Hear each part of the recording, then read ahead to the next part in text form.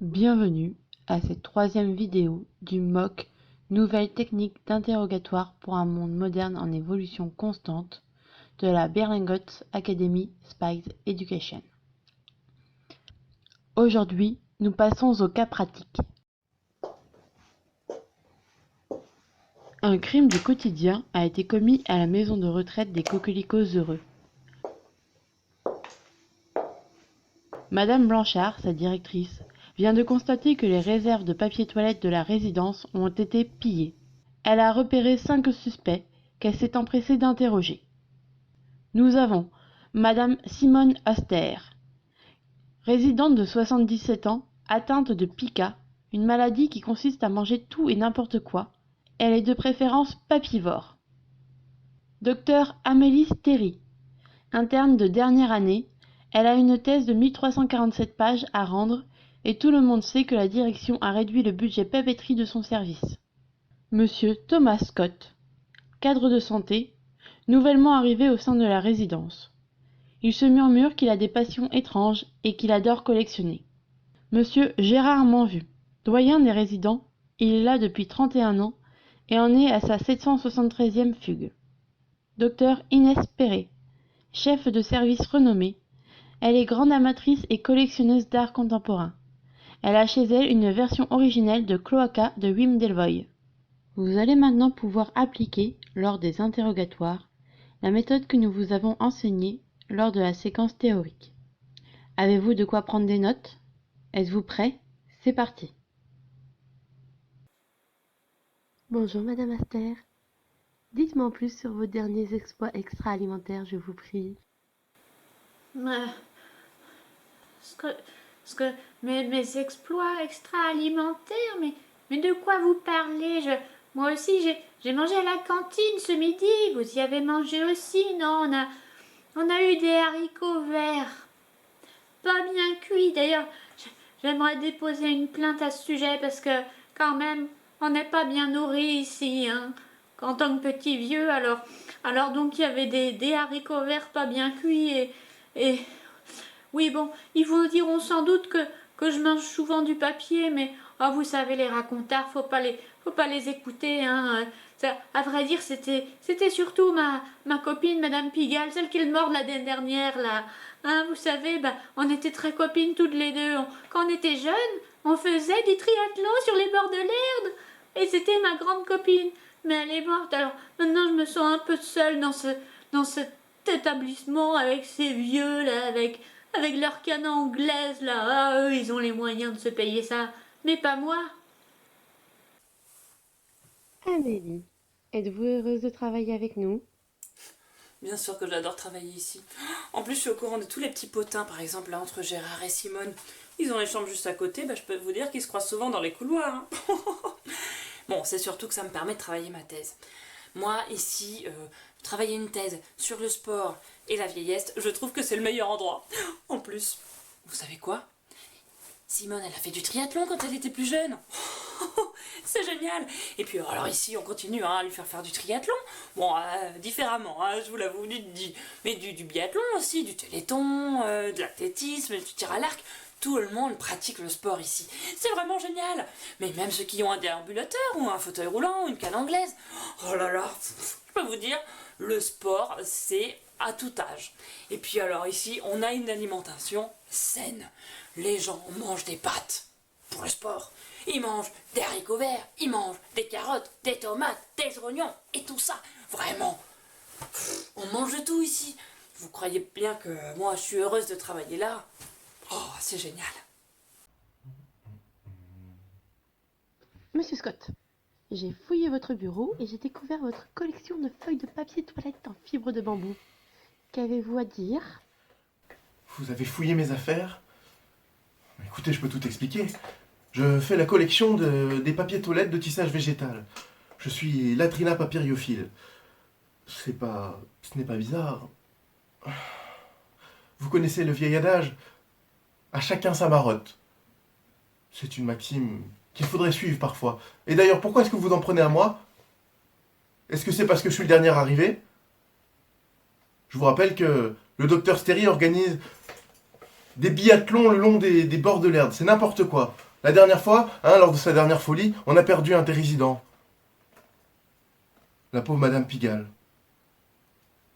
Et là, vous n'avez rien dit, bien sûr.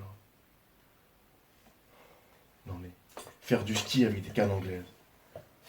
Allez, laissez-moi travailler.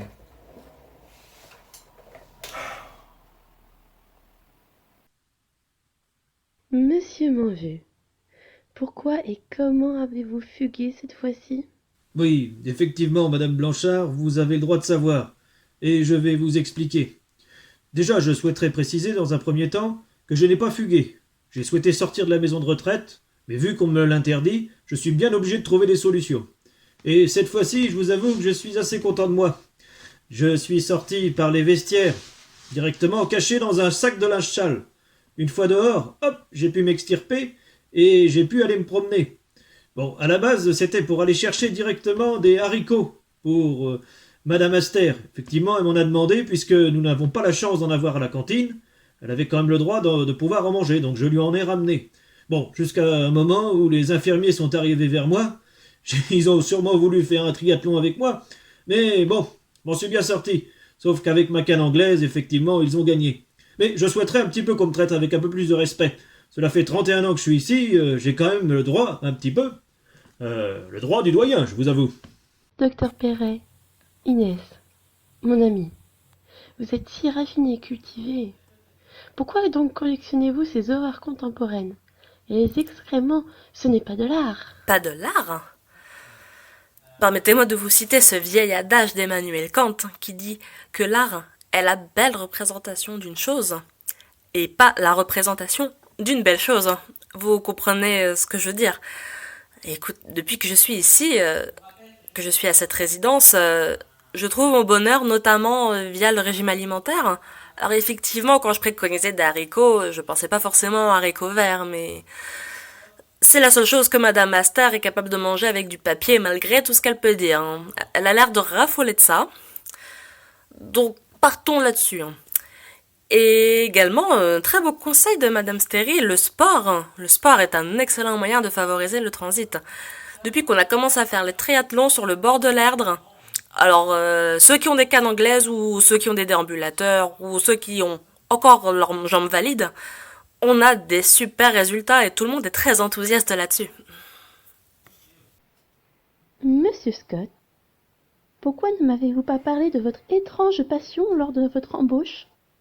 Comme vous le savez, ma famille et moi nous sommes installés il y a très peu de temps dans le département. Il me fallait donc un emploi pour mettre un petit peu de beurre dans les haricots. Et c'est pour ça que j'ai préféré cacher cette information qui pouvait minimiser mes chances d'entrer dans votre établissement. D'ailleurs, puisqu'on en parle, il y a d'autres choses que je dois vous avouer. En voyant que vous aviez organisé un triathlon caritatif sur le site internet de l'EHPAD, j'ai dit que j'étais à l'origine du site d'action dans mon ancien établissement. Bon, c'est une stratégie, c'est pas exactement vrai. J'ai aidé à l'organiser par mimétisme avec les autres qui étaient plus motivés. Mais je n'étais pas à l'origine. Mais si j'ai menti, c'est pour ma famille. Mes pauvres petites marmottes. Sans eux, je ne serais rien. S'il vous plaît, ne me virez pas. Gardez-moi. Je ferai tout ce qu'il faut. Je retrouverai le papier de toilette, je vous jure. Inès, s'il te plaît, que faisais-tu ce jeudi matin entre 10h et 11h, heure estimée du délit? Eh bien, jeudi, c'est très simple. Toute la matinée, nous avons préparé l'événement du site d'action qui se tenait la semaine suivante. Donc on a fait un petit atelier avec les résidents qui consistait à empaqueter les cakes, les différents gâteaux qu'on a pu préparer. Alors les résidents, ils sont fantastiques, ils ont une capacité de mimétisme. Vous imaginez pas l'effet que ça peut faire. Ils gardent de vieux réflexes en fait.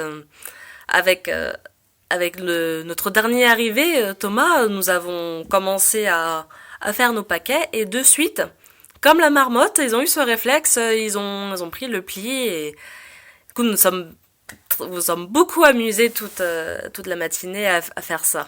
Et eux, ça les occupe, donc c'est vraiment du bon moment tous ensemble et pour tout le monde.